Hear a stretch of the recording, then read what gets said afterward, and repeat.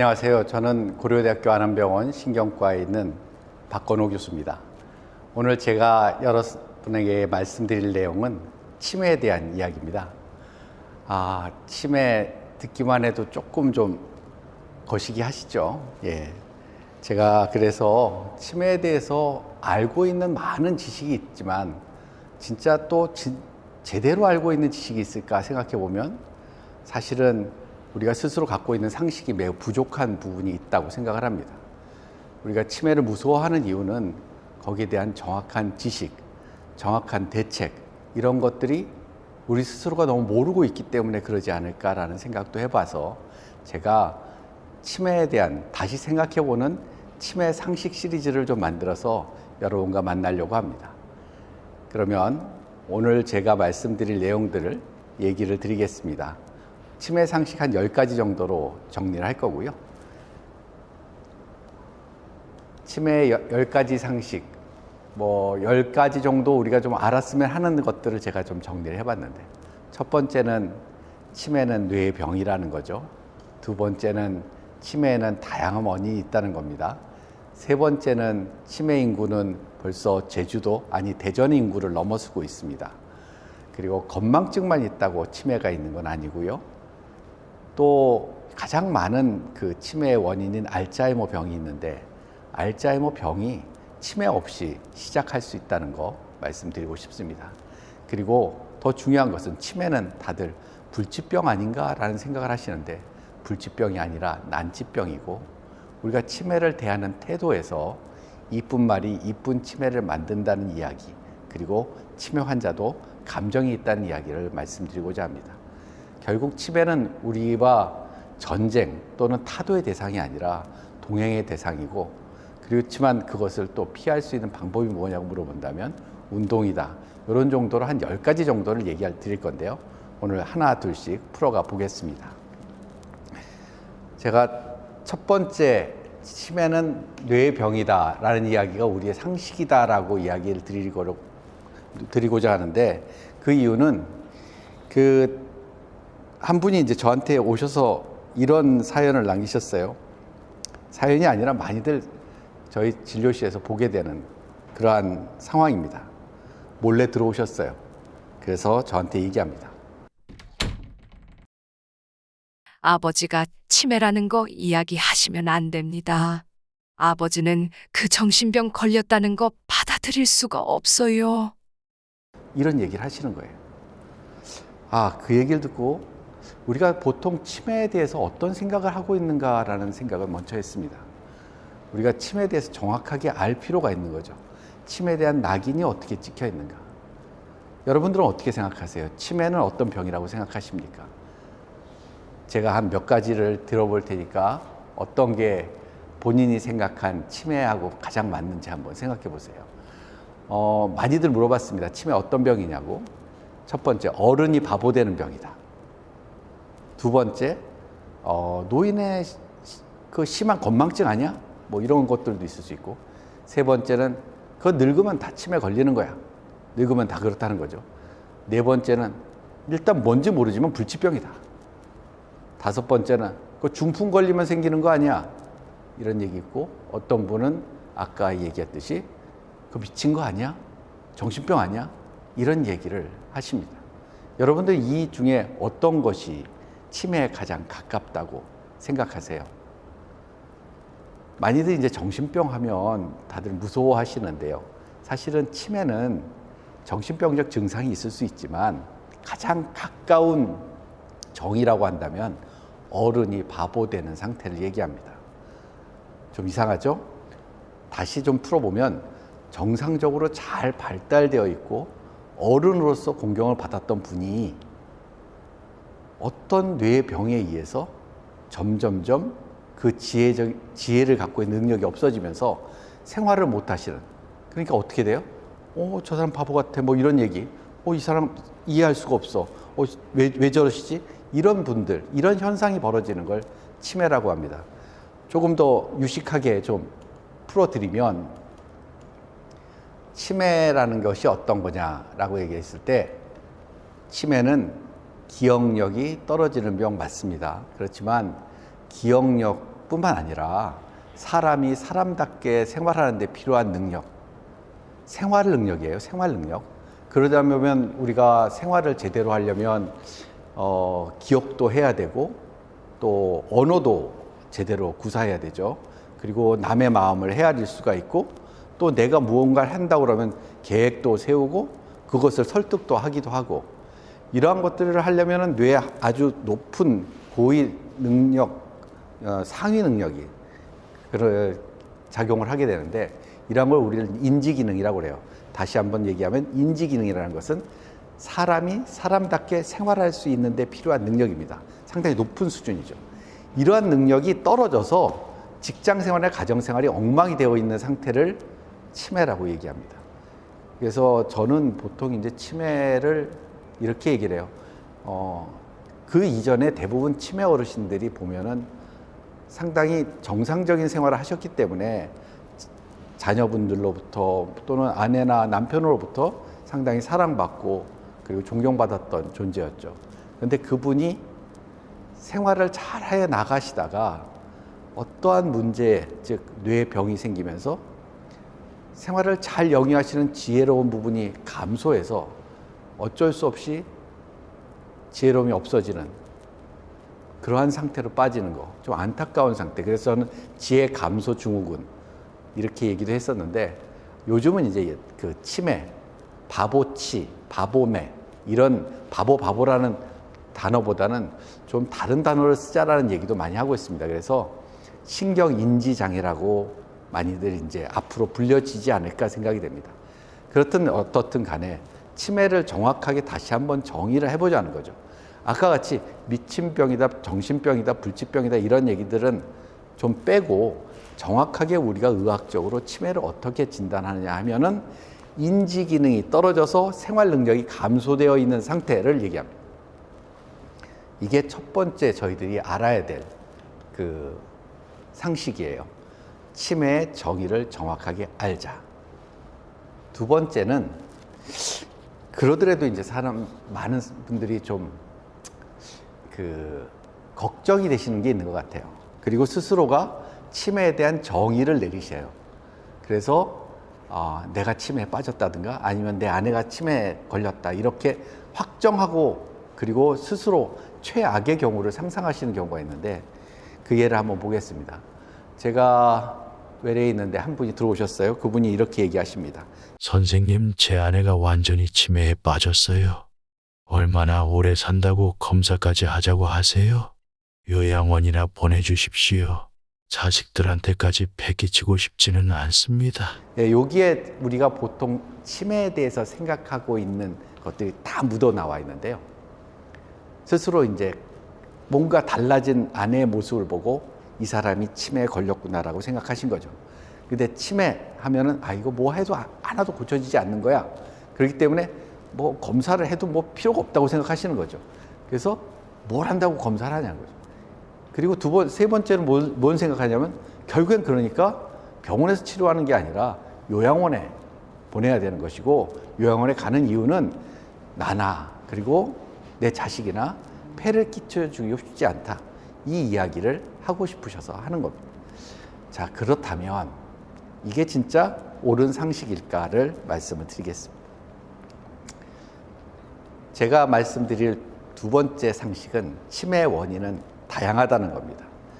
이제 슬라이드에도 이렇게 좀 나오겠지만 이 그림에서 보면 이 MRI 그림인데요. 이 MRI 그림에 보면 상당히 다양한 모양새가 있는 것이 보이십니다. 예, 어떤 게 어떤 것이다라고 얘기 드리진 못하지만 각각을 보면 다 그 모양새가 달라요. 즉 뇌에 다양한 질환이 있었고 그분들이 치매 증상으로 저한테 오신 겁니다. 즉 치매를 만드는 원인은 매우 다양합니다. 특히나 일부는 저희들이 이러한 치매, 즉 지혜를 무너뜨리는 병에 걸렸더라도 일부는 빨리 발견을 하면 되돌릴 수가 있어요. 되돌릴 수가 있어요. 우리가 영양결핍에 의해서도 그 치매에 빠지실 수 있거든요. 그리고 약물 중독에 의해서도 치매에 빠질 수가 있습니다. 이런 것들 빨리 진단하면 영양분 충분히 공급하면 치매 상태에서 빠져나오기도 하고 또 우울증 같은 경우도 빨리 발견하면 치매로 봤던 분이 알고 보니까 우울증인 거예요. 우울증 치료해서 또 치매 상태가 개선되는 것을 볼 수가 있습니다. 그리고 뇌졸중 같은 것이 반복적으로 와도 치매 상태에 빠질 수가 있는데, 이러한 것을 잘 관리를 해드리면 일단 좀 인지 기능이 떨어졌더라도 더 악화되지 않고 쭉 유지를 시킬 수가 있어요. 우리가 정확한 원인을 알면 그 치매에 대한 대책이 여러 방편으로 생길 수가 있습니다. 바로 그게 병원에 와서 그 원인이 무엇인가를 검사해야 될 이유죠. 그 노 교수님은 스스로가 치매는 불치병이고 검사할 필요도 없고 요양원에 보내야 된다는 이 잘못된 오해를 갖고 계신 거예요. 우리는 다시 그 오해를 풀어야 됩니다. 상식으로 알아야 됩니다. 치매를 일으키는 병은 다양하다. 때문에 그 다양한 병의 원인을 찾아내야 된다. 왜? 그 중에는 우리가 완치도 가능하고 아니면 진행을 멈출 수도 있는 병이 존재하기 때문이다. 안타깝게도 일부는 저희들이 지금 현재 가지고 있는 약물이나 기술로서 스톱을 시키지 못하고 서서히 진행이 더 돼가는 병도 있습니다. 뭐 대표적인 병으로 알츠하이머 병, 뭐 파킨슨 병 이런 것이 있죠. 그렇지만 그분이 병원에 오시면 뭐가 달라지느냐? 알츠하이머 병 치매가 이쁜 치매로 바뀌고 파킨슨 병 치매에 헛것 보이시던 분이 헛것이 안 보이게 되게 만들어 드릴 수 있어요. 즉 병을 갖고 있더라도 증상이 가족들과 같이 할 수 있게 만들어 드릴 수 있습니다. 즉 이쁜 치매를 만들어 드릴 수 있다는 거죠. 때문에 병원에 올 이유는 충분히 있고 가족들과 같이 있을 수 있는 이쁜 치매를 만들어 드릴 수 있기 때문에 요양원에 무조건 보내야 된다는 그 상식은 상식이 아니라 오해였다는 거죠. 그리고 우리가 기억력 이거 하나만 갖고 삶을 사는 건 아닙니다. 그분과 가지고 있었던 추억만 갖고서도 행복해질 수 있어요. 무조건 치매에 걸렸으니 불치병이고 요양원 가고 패 끼친다라는 이 생각은 이제 좀 걷어두셔야 됩니다. 두 번째 상식 얘기 드렸습니다. 치매의 원인은 다양하고 그중에 우리가 조절할 수 있는 것도 있다. 세 번째 상식 말씀드릴게요.